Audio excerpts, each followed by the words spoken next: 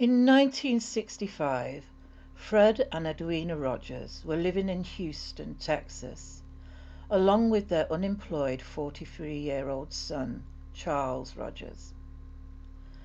The family mostly kept to themselves in their quiet neighborhood, and their son, Charles, a former pilot and seismologist, was reclusive and antisocial.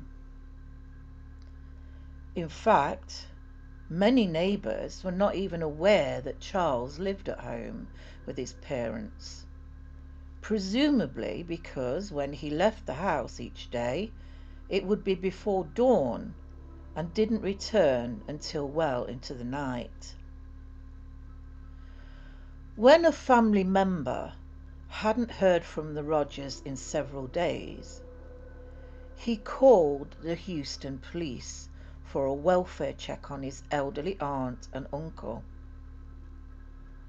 The patrolman got no response when they visited the residence and forced their way into the home. They found nothing unusual, but they noticed food still sitting on the dining room table. They looked around.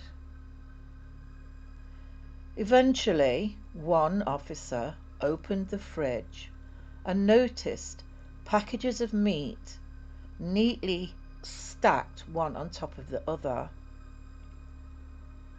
It was then they noticed, to their horror, 2 human heads in the vegetable bin. On the arrival of more officers to the stomach-churning scene, they slowly removed the packages. The packages turned out to be dismembered body parts from the fridge. The remains were that of Fred and Edwina Rogers. The police deduced that Edwina had been brutally beaten and shot in the head, while Fred suffered forceful trauma to the head by a claw hammer.